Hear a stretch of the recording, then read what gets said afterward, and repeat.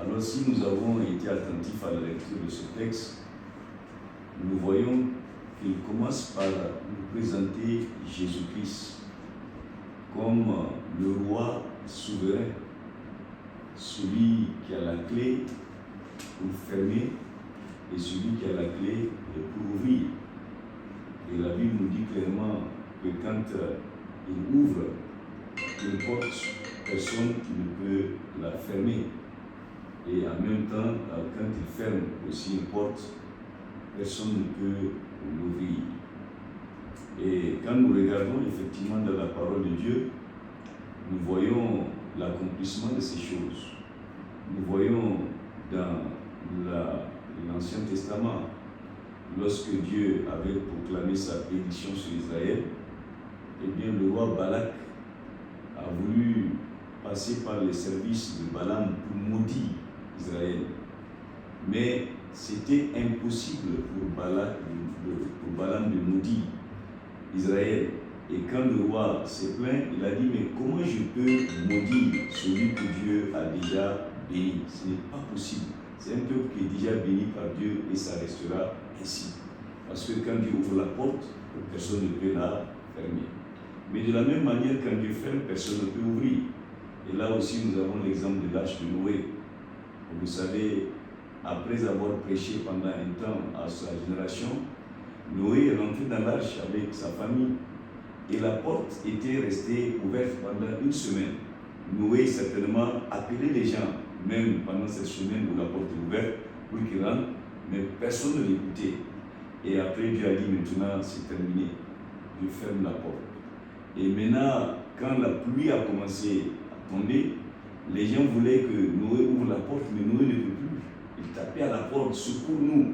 Il ne peut plus parce que c'est la main de Dieu qui a fermé. D'ailleurs, même les gens de l'extérieur ont tenté d'ouvrir, mais ce n'est pas possible. Ils ne peuvent pas ouvrir une porte que Dieu a fermée.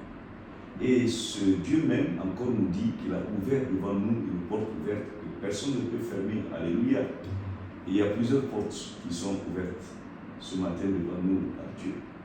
La première porte que Dieu a ouverte pour nous et que personne ne peut fermer, c'est la porte du salut. Et cette porte était restée fermée pendant des siècles aux hommes, c'est-à-dire depuis la chute d'Adam et Ève dans le jardin. Les hommes passaient par les religions pour essayer de rencontrer Dieu, pour essayer d'avoir le salut, mais ce n'est pas possible. Parce que la Bible nous dit que les hommes avec leurs œuvres ne peuvent pas être sauvés. Il a fallu que Jésus vienne du ciel sur la terre pour nous ouvrir cette porte par le sacrifice qu'il a accompli sur la croix de Calvaire. Et aujourd'hui, on a simplement une seule chose à faire, croire en Jésus-Christ et on est sauvé, on a la vie éternelle. Donc cette porte ouverte est ouverte, elle est ouverte à tous, sans exception. Et nous bénissons le Seigneur parce que nous sommes passés par la porte du salut et nous annonçons aussi cette porte ouverte à tous ceux qui ne sont pas encore sauvés à travers les traités, à travers les différentes campagnes que nous organisons. Mais il y a une deuxième porte que Dieu a ouverte aussi pour nous, qui est la porte de la guérison. C'est vrai qu'aujourd'hui, la médecine a évolué, mais aujourd'hui encore, il y a des maladies que même les médecins ne peuvent pas guérir. Mais il n'y a aucune maladie qui ne reçoive la guérison en Jésus-Christ. Parce que Dieu a dit dans sa parole, je suis l'Éternel qui te pardonne tes péchés et qui te guérit de toutes tes maladies. Et on voit d'ailleurs des exemples dans la Bible, avec cette femme qui avait une perte de sang depuis 12 ans. La Bible dit même qu'elle a dépensé tout son argent auprès des médecins, mais sa situation est allée en s'empilant. Et lorsqu'elle est venue vers Jésus, elle a simplement touché le bout de son vêtement et elle a été instantanément guérie. Alléluia. Parce qu'il y a la puissance de guérison en Jésus-Christ. Et ce matin, nous pouvons tous également toucher Jésus par la foi et quelle que soit la maladie, elle disparaît dans le nom de Jésus.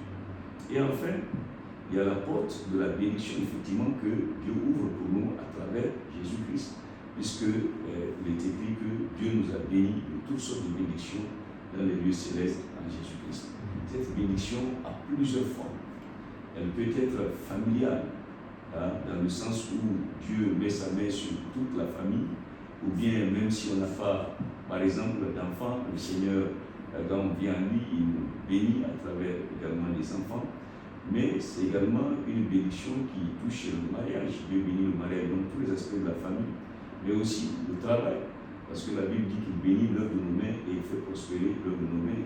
Il bénit les études, comme nous l'avons vu, il a béni Daniel, il a rendu sage à Babylone, lui et ses amis, ils ont réussi.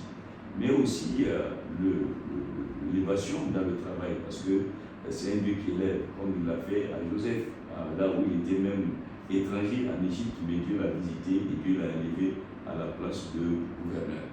Donc je crois que ce matin, cette porte également de la bénédiction familiale, elle est pour nous, cette porte de la bénédiction professionnelle et je dirais ministérielle aussi, elle est pour nous, mais également cette porte de l'élévation, tout simplement, est aussi accordée à chacun de nous. Que Dieu nous bénisse et qu'il nous donne la joie de voir ce ministère qu'il nous a confié, béni et prospérer au nom de Jésus.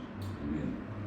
On va lire ensemble et remercier Dieu pour cette porte ouverte et bénir Dieu parce que nous sommes déjà dans ces portes ouvertes que personne ne se ferme. Alléluia.